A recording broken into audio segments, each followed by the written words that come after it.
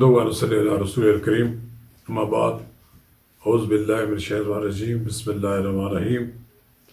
قبل اس کے کہ میں آپ سے بات کروں، اگر آپ نے میرا یوٹیوب چینل سبسکرائب نہیں کیا تو برائے کرم اسے سبسکرائب کر لیجیے گا، اسے لائک کریں اور اپنے دوست احباب کے ساتھ اس کو شیئر بھی کریں۔ آج ہم آپ کے ساتھ بات کریں گے پارلیمنٹ کا ورچوئل سیشن بلانے کی تیاریاں۔ اس سلسلے میں قومی اسمبلی اور سینٹ کی الگ الگ کمیٹیاں کام کر رہی ہیں۔ اسپیکر قومی اسمبلی نے ایک پارلیمانی کمیٹی بنائی ہے جو کہ کورونا سے متعلق امور پر غور کر رہی ہے۔ اب اسی کمیٹی میں سے ایک اور نئی کمیٹی بنائی گئی ہے جسے ذیلی کمیٹی کہا گیا، جو سابق اسپیکر سید فخر امام کی سربراہی میں بنائی گئی ہے۔ سید فخر امام اس سے قبل ایک دبنگ اسپیکر رہ چکے ہیں، جنہوں نے اپنے دور میں مارشل لا میں، ضیاء اللہ کے مارشل لا میں بڑی جاندار اور تاریخی رولنگ دی تھی۔ اسی قومی اسمبلی کی کس کمیٹی میں سردار ایاز صادق بھی ہیں، جنہوں نے اپنے اسپیکری کے دور میں جنہوں نے تحریک انصاف کے مستعفی ہونے والے ارکان کے استعفوں کو نامنظور کر کے ان کی سیاسی زندگی میں طوالت پیدا کی۔ اسی طرح فہمیدہ مرزا ہیں، وہ بھی اس کمیٹی کی ممبر ہیں، وہ بھی اسپیکر رہی ہیں۔ یہ سر جوڑ کر بیٹھ چکے ہیں، ان کے آپس میں ایک اجلاس ہوا ہے۔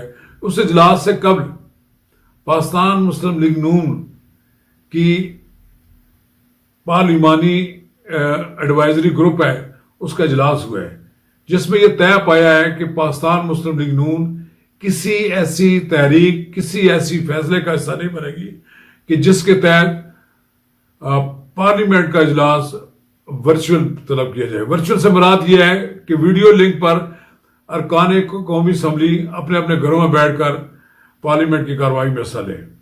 لیکن یہ بات پاکستان مسلم لیگ نون کو قابل قبول نہیں ہے۔ یہ بات پاکستان مسلم لیگ نون کے علاوہ جمعیت علماء اسلام کو بھی قبول نہیں ہے، اور یہ بات پیپلز پارٹی کو بھی قبول نہیں ہے۔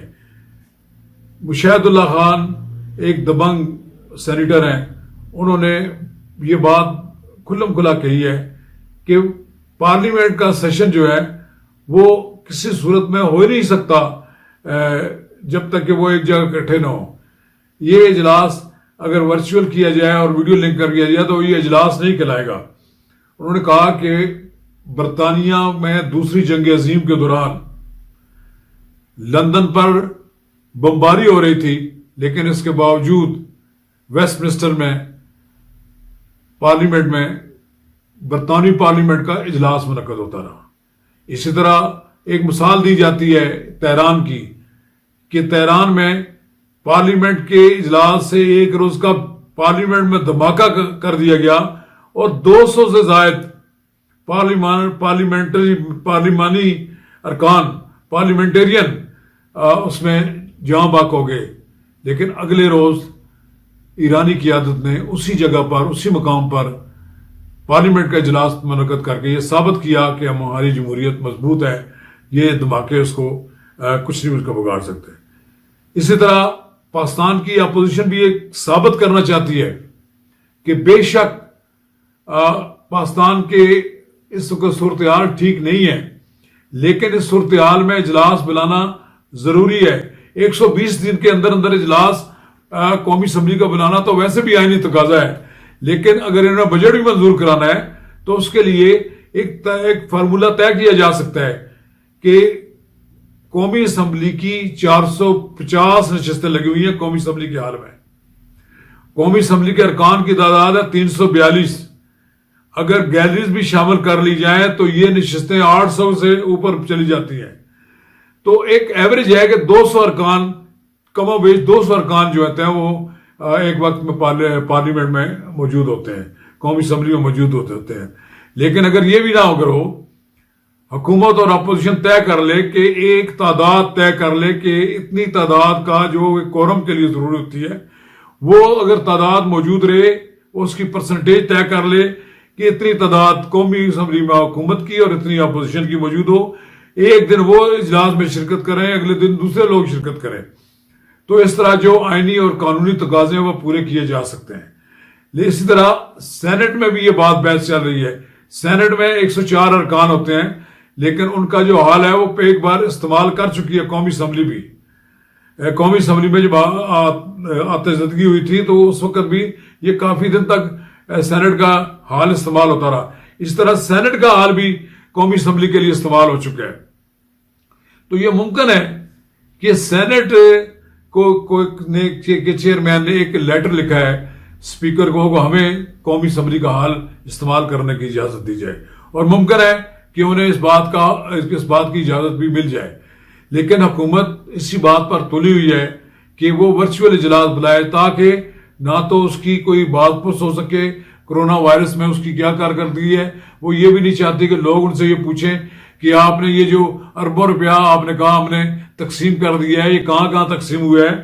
آج تو صدر مملکت نے بھی یہ کہہ دیا ہے کہ ورچوئل اجلاس بلانا ممکن نہیں ہے، اور یہ اسی صورت میں ممکن ہے کہ لوگ ایک سوشل ڈسٹنس پیدا کر کے پارلیمنٹ کا اجلاس بلا لے. میرا خیال یہ ہے کہ وزیر اعظم خود آنا نہیں چاہتے پارلیمنٹ میں. وہ یہ بھی نہیں چاہتے کہ پارلیمنٹ میں ان کا احتساب ہو، اور وہ چاہتے ہیں کہ ایک ایسا ویڈیو لنک پر اجلاس ہو جائے جس سے جمع تفریق کر لی جائے اور کہا جائے کہ ہم نے پارلیمنٹ کو اعتماد میں لے لیا، ہم نے پارلیمنٹ کو ساری باتیں اس کے سامنے پیش کر دی. لیکن بالآخر بجٹ اجلاس بلانا پڑے گا، ورنہ بجٹ قومی اسمبلی سے منظور ہوئے بغیر 30 جون کے بعد یہ حکومت نہیں قائم رہ سکتی، نہیں چل سکتی.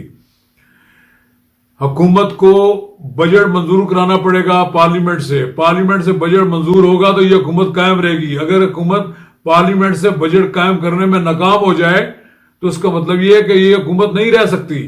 اس کے لیے یہ مینڈیٹری ہے کہ اسے بجٹ منظور کرانا پڑے گا قومی اسمبلی سے. اس لیے میں یہ سمجھتا ہوں کہ وزیر اعظم کو بلائیں، آل پارٹیز کانفرنس بلائیں، وزیر اعظم اپوزیشن کے رہنماؤں کو بلائیں، ان کے ساتھ بیٹھیں. ان کے ساتھ بیٹھنے کو ان کی مرحلہ ان کی طبیعت نہیں مانتی، لیکن ان کو اپنی طبیعت کو تھوڑا سا نرمی پیدا کرنی چاہیے.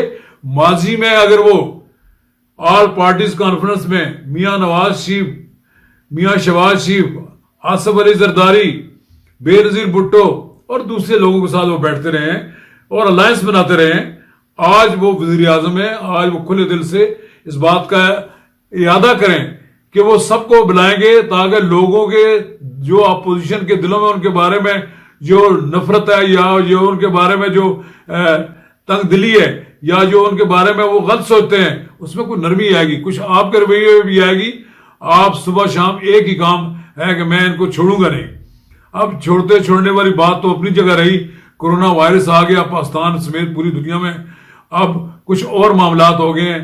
آپ گراؤنڈ ریالٹی کو دیکھیں، گراؤنڈ ریالٹی کو دیکھتے ہوئے آپ پارلیمنٹ کا اجلاس بلائیں، اپنی حکومت کو بھی اصلاح کی طرف لے جائیں، اور اس میں آپ اپوزیشن کے لوگوں کی تنقید کو سنیں.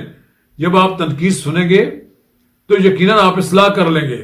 اور ممکن یہ ہے کہ کوئی جو آپ نے پارلیمانی کمیٹی بنائی ہوئی ہے اسپیکر نے، اس کی سربراہی آپ خود قبول لے لیں، اپنے ہاتھ لے لیں، اور اس میں اپنے ساتھ شہباز شریف کو بھی بٹھائیں، اس کے ساتھ بلاول بھٹو کو بھی بٹھائیں، اور مولانا فضل الرحمان کے صاحبزادے کو بھی بٹھائیں، اور وہ اپوزیشن کی وہ تمام وہ جماعتیں جن کی پارلیمانی قیادت موجود ہے ان کے ساتھ بیٹھیں.